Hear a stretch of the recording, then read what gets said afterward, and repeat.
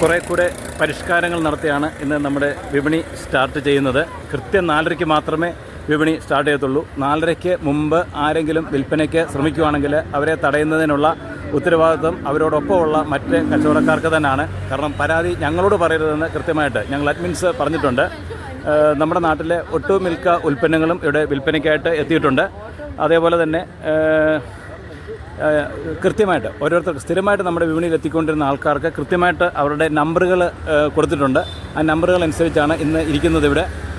അതേപോലെ തന്നെ ഇന്ന് നമ്മുടെ വിപണിയുടെ സ്ഥലത്ത് ഉണ്ടായിരുന്ന വേസ്റ്റുകൾ, ഒട്ടുമിക്ക വേസ്റ്റുകളും നമ്മുടെ വിപണിയിലെ ആൾക്കാർ ഇങ്ങനെ ഒരു കാർട്ടനകത്തോട്ട് പിറക്കിയിട്ടുണ്ട്. അപ്പം ഇന്ന് ഇവിടെ ഒത്തിരി വൃത്തിയാക്കുന്നതിനും വൃത്തിയായി ഇനിയും ഭാവിയിൽ സൂക്ഷിക്കുന്നതിനും ഞങ്ങൾ ശ്രമിക്കുന്നതായിരിക്കും.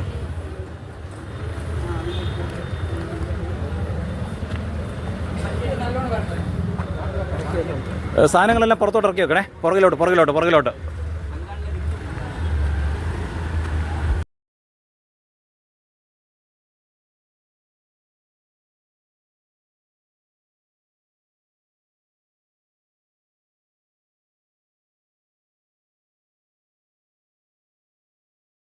ഇതാണ് നമ്മുടെ വിപണിയുടെ അത്ഭുതം എന്ന് പറയുന്നത്.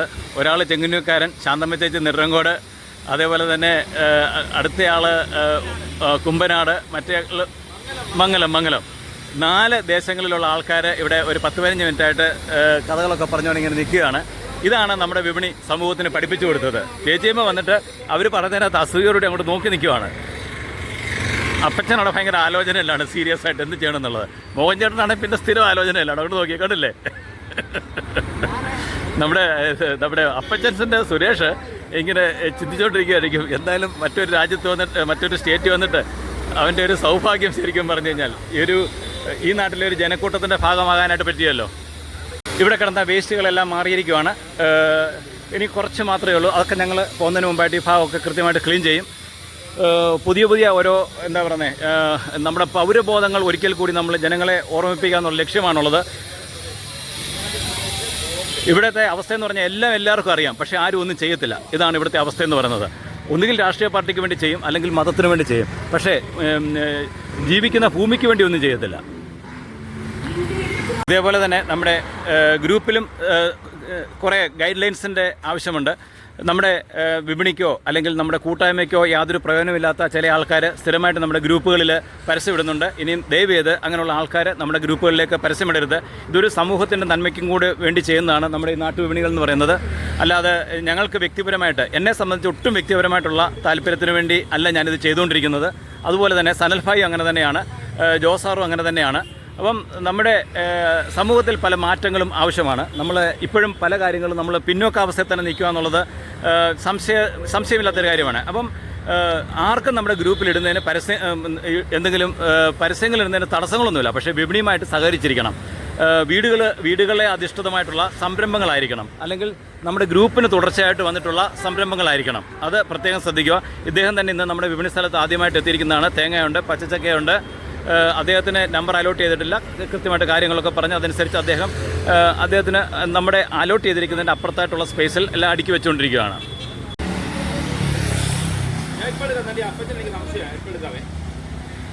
ഞാൻ എടുത്തോണ്ട് പോകാൻ നിൽക്കുമ്പോൾ അപ്പച്ചനെ മുളക് പൊടി കൊണ്ട് ഓടിയെങ്കിൽ എന്തോ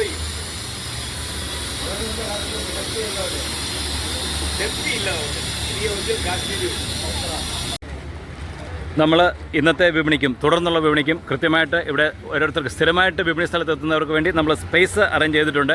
അതനുസരിച്ച് അവരവർക്ക് അലോട്ട് ചെയ്തിരിക്കുന്ന സ്പേസിലാണ് ഇന്ന് സാധനങ്ങൾ ഇവിടെ അടുക്കി വെച്ചുകൊണ്ടിരിക്കുന്നത്.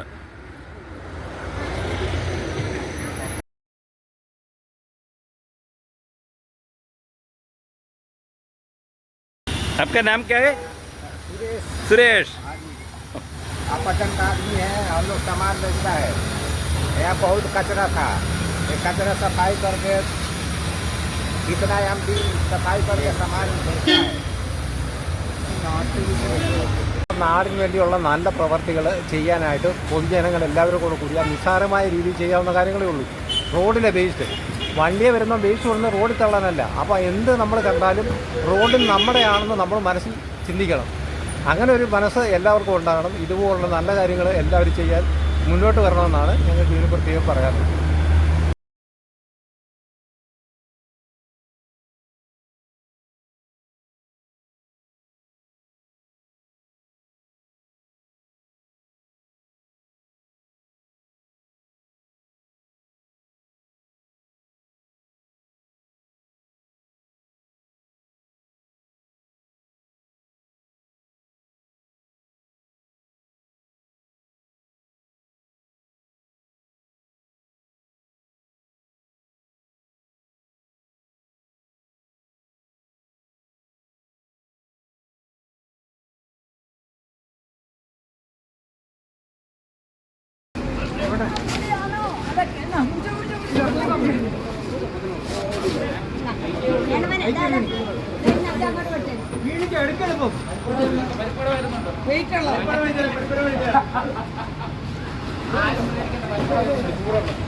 തണുത്ത പരിപ്പോട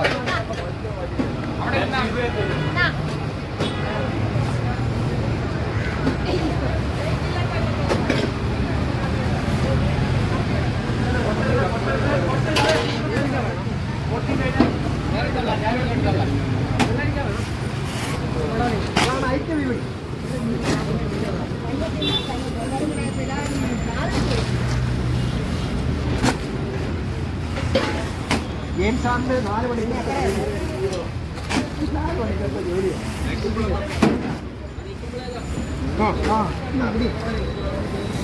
അത് പറഞ്ഞ മാറ്റേ കഴിഞ്ഞോ ഇനിയുണ്ടോ ഇത് ഇറക്കാനാണോ